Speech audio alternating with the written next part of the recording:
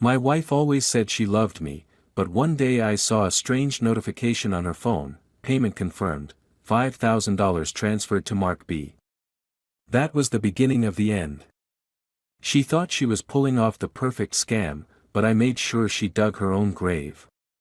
When I first met Elizabeth at a college alumni mixer in downtown Chicago, she had this sparkle in her eyes that made the noisy bar fade into background static. Her laugh carried across the room, genuine and warm, pulling me in like gravity. 5 years later, I still remembered that laugh. It was what I fell in love with first. In sickness and in health, she had promised on our wedding day, her eyes glistening with what I thought were tears of joy. I believed every word. For 5 years, I worked 60-hour weeks at Henderson & Associates, a mid-sized accounting firm in the Chicago suburbs. Not glamorous work, but it paid the bills and allowed us to live comfortably in our 3-bedroom house in Oak Park. Elizabeth worked part-time at an art gallery downtown, though her income was sporadic at best. "I'm so proud of you, David," she would say, massaging my shoulders after a long day. Not everyone would work this hard for their family. Her words made the exhaustion worth it. I thought we were building something together. During our 4th anniversary dinner at Gibson's Steakhouse, Elizabeth gazed at a couple seated near the window. The woman wore a diamond necklace that caught the light with every movement. "Do you think we'll ever have that kind of money?" Elizabeth asked, her voice casual but her eyes never leaving the woman's jewelry. I squeezed her hand. "Maybe not tomorrow, but I'm working on it. We're doing all right, aren't we?" She smiled, but something flickered in her expression. "Of course we are. I just sometimes wonder what it would be like." I should have recognized that moment for what it was, the first crack in our foundation. Things changed subtly after that. Elizabeth started shopping more frequently. Nothing outrageous, a new handbag here, designer shoes there. When I questioned the expenses, she'd brush it off. It was on sale, and I've been saving from my gallery commissions. I trusted her. That was my first mistake. The day everything changed was unusually warm for April in Chicago. I had come home early, fighting a headache after staring at spreadsheets all day. Elizabeth was in the shower, humming softly. Her phone, lying on the kitchen counter, lit up with a notification. "Payment confirmed, $5,000 transferred to Mark B." My stomach dropped. $5,000 was a significant sum, money we didn't casually throw around. And who was Mark B? Elizabeth hadn't mentioned anyone by that name. I stood there, the phone's screen dimming, then going dark. The shower was still running upstairs. I had maybe 5 minutes. I picked up her phone. It wasn't locked, we had always been open with each other, never hiding our phones or computers. At least, that's what I thought.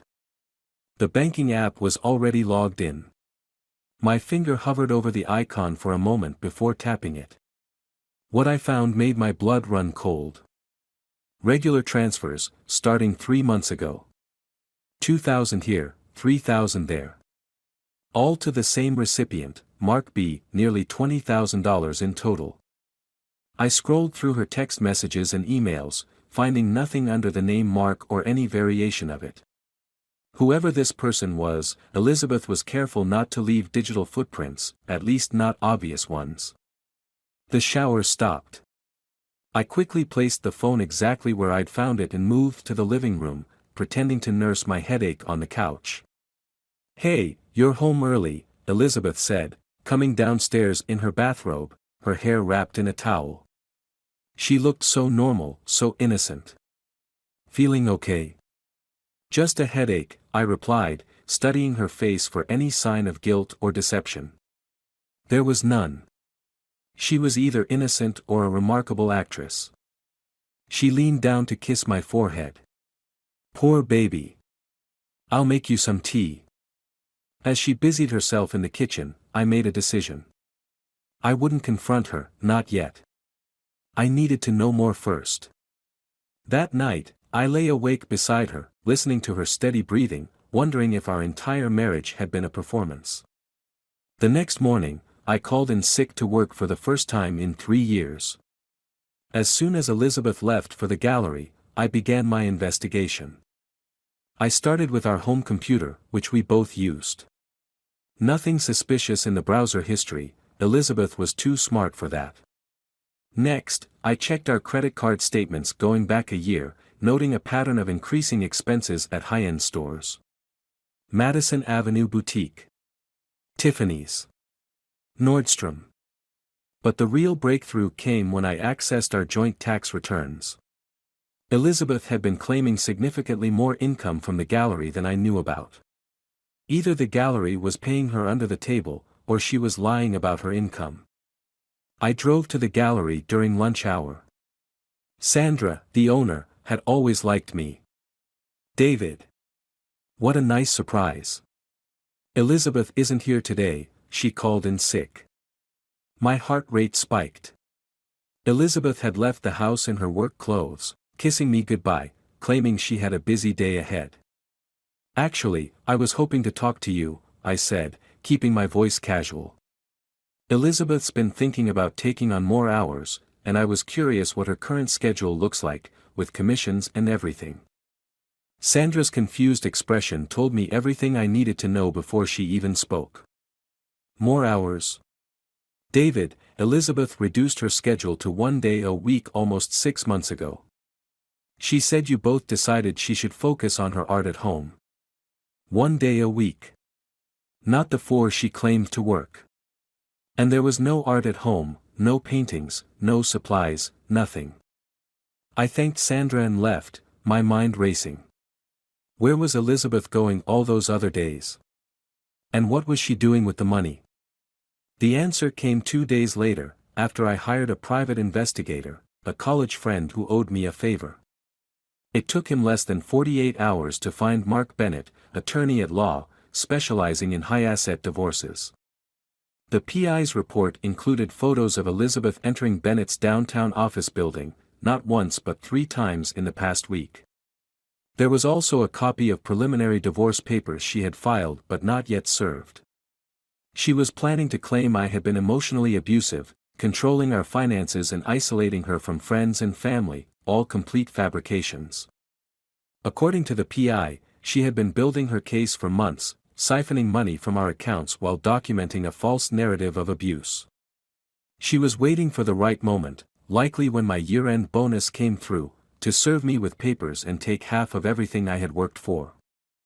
I sat in my car outside Bennett's office, the manila envelope containing the PI's report on the passenger seat. Through the large glass windows, I could see Elizabeth laughing with the receptionist.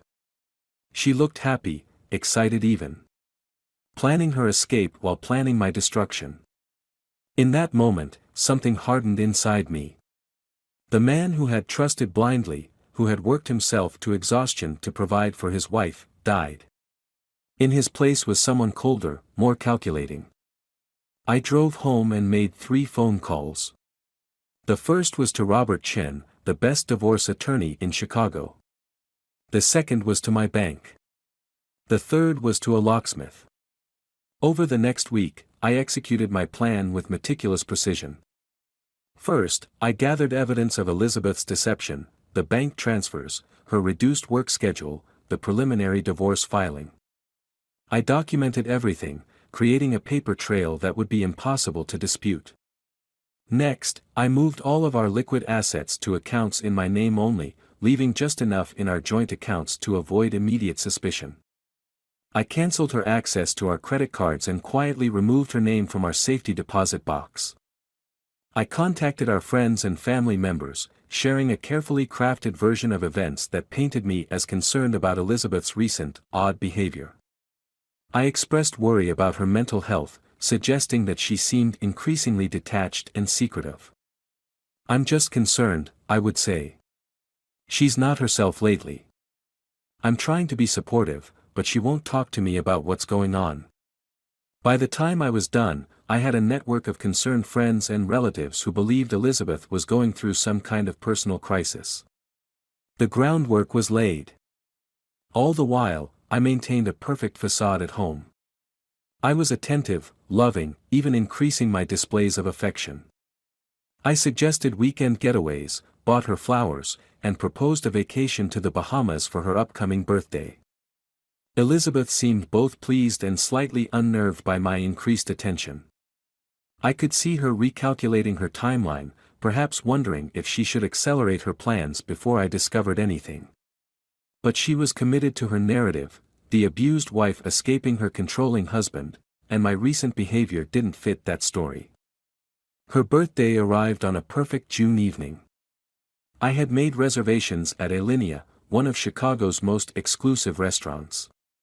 Elizabeth wore a new dress, purchased, no doubt, with money she had diverted for her escape. Her hair was done in loose waves, her makeup flawless.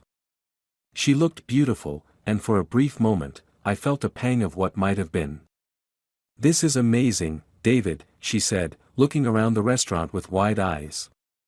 "You didn't have to go to all this trouble." "Nothing's too good for my wife on her birthday," I replied, raising my champagne glass in a toast. "To many more years of happiness." A flicker of discomfort crossed her face as she clinked her glass against mine.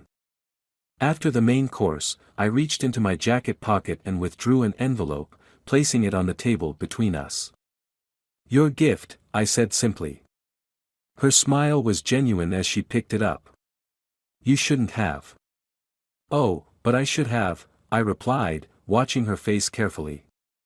"It's been a long time coming." Elizabeth opened the envelope, her expression changing from curiosity to confusion to shock as she realized what she was holding: divorce papers, already filed, citing irreconcilable differences and fraudulent behavior. Attached was a detailed account of her meetings with Mark Bennett, copies of the bank transfers, and statements from friends about her increasingly concerning behavior. What is this?" she stammered, her voice barely above a whisper. "You wanted to leave first," I said calmly, taking a sip of champagne. "But I'm afraid I beat you to it." Her face drained of color. "David, I can explain." "No need, Elizabeth. Mark Bennett explained everything quite thoroughly when my attorney deposed him yesterday." Her hands began to shake. "You can't, this isn't. It's all there in black and white. The money you stole. The fake abuse claims you were planning to file. The divorce you've been orchestrating for months while pretending to love me. David, please. I've already changed the locks at the house. Your things have been packed and moved to a storage unit. The access code is in the envelope." I slid my credit card to the waiter who had approached. "The Waldorf has a room reserved in your name for the next week. After that, you're on your own."